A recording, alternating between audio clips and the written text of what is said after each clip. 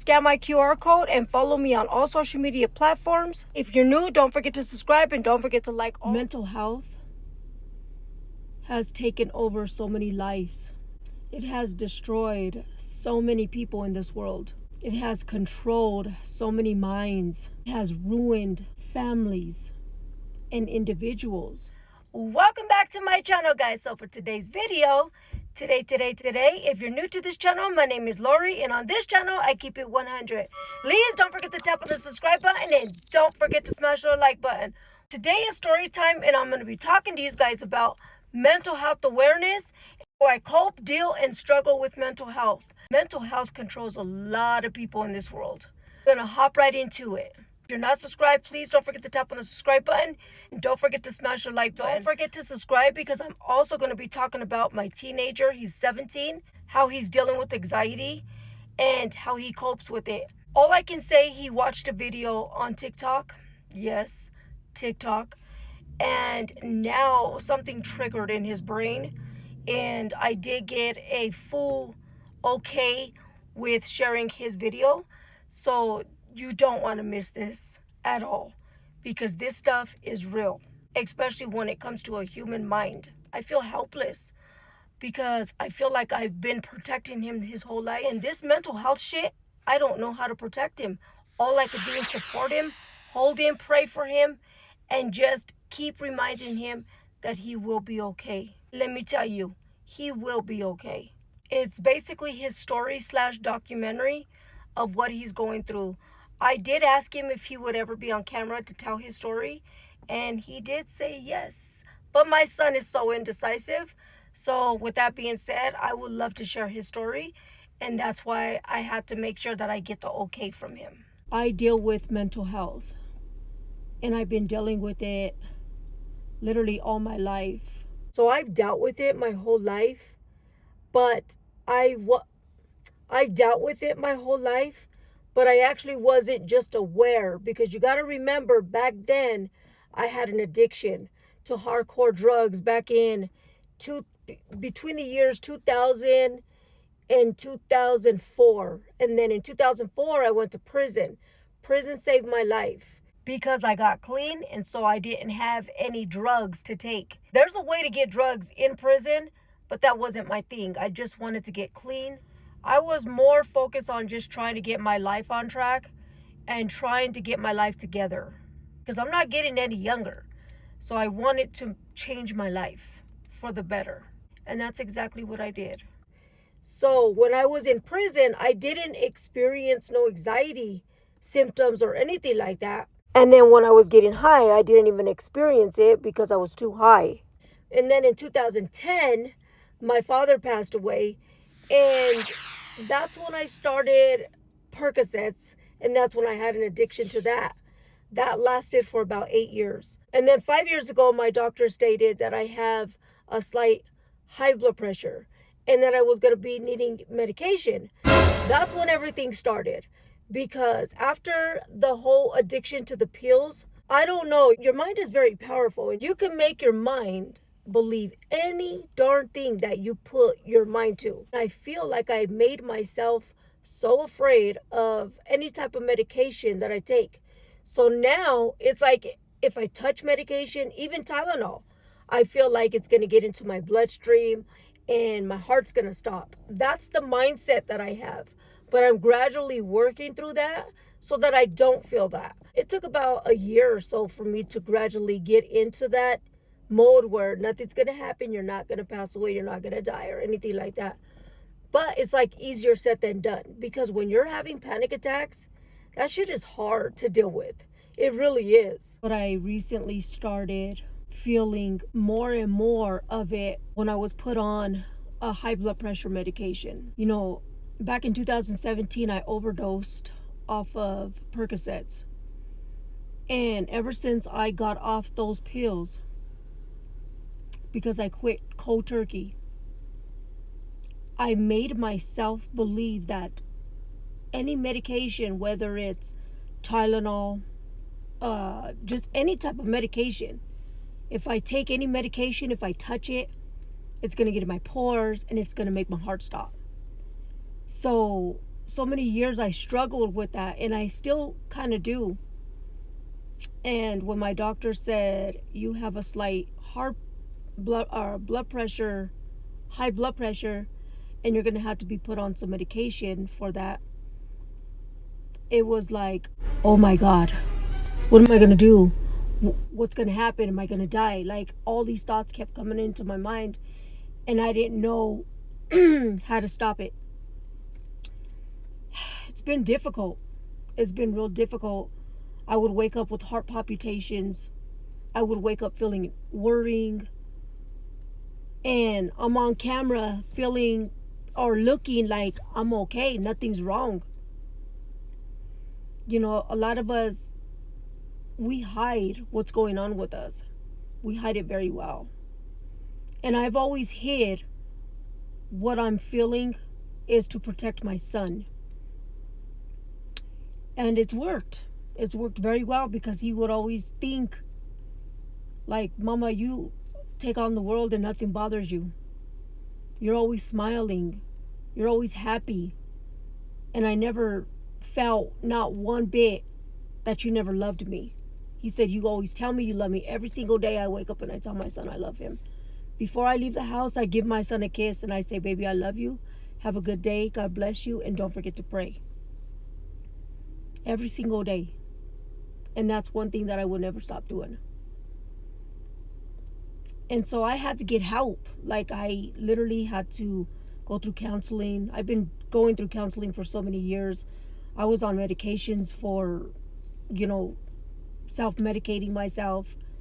I had to get off all that shit because I couldn't deal with feeling like a fucking zombie and just feeling sedated all the time. So, like, I had to literally get myself off of that shit and get my life together. I couldn't live like that anymore. And so I did. And then I started seeing counseling. But then I would wake up not okay, not feeling very well. I would just, man. The way it affects different people, it affects us in different ways. I would wake up with heart palpitations or go on. If I have feelings like that in the night, it drags to the morning. And I fucking hate that, because when it drags like that, then I literally feel like that all fucking day. And then I'm just like, okay, I'm not okay, But I still talk to counseling. I still go through therapy because it's healthy. But then I started to think, this is something it's hard. It's more bigger than what I'm dealing with.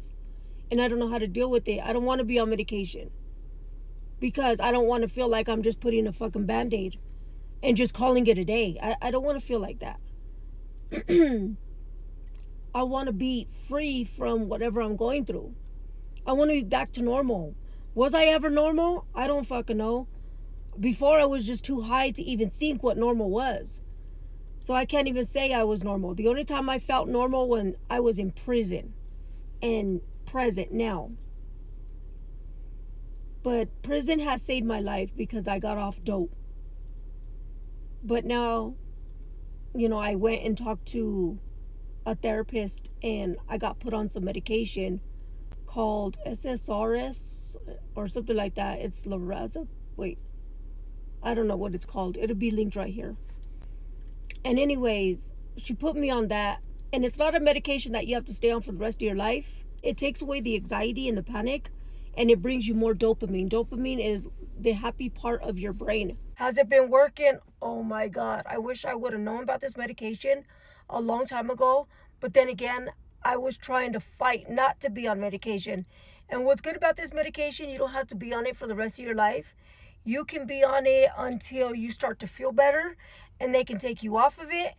And then when they take you off of it, it's already put back all the happy parts of your brain, the serotonin, the dopamines, all that. Serotonin and dopamines is a happy part in your brain. There's 4 happy parts in our brain. As soon as you have that part in your brain, you start to feel back to normal. Less worries, less anxiety, less feeling anxious. And it's been working tremendously. I just can't believe it. I wake up every day and I feel good. I feel happy. I don't feel stressed. I don't feel worried. I don't feel anxious. I don't feel like I'm going to have an anxiety. Damn, I wish I would have known about this a long time ago, because I would have took it a long time ago. But then again, I just didn't want to be put on medication, because I just feel like that's just like a fucking Band-Aid slap on your body and you call it a day. And that's what I didn't want. But when you feel like you fought the fight and you just put up a fight and you just don't have no fight in you, you just need help. Don't wait till the last moment, because the last minute it may be too late. It's been working so very well. Amen, Jesus. God, hallelujah. Thank you. It's been working so very well. I wake up every day. I feel happy. I feel alive. I feel normal. I feel good. So when you start to feel like that, don't be afraid. Ask for help. Get help. Because sometimes it may be too late. Now, my son has been dealing with anxiety and something way more different than what I'm dealing with.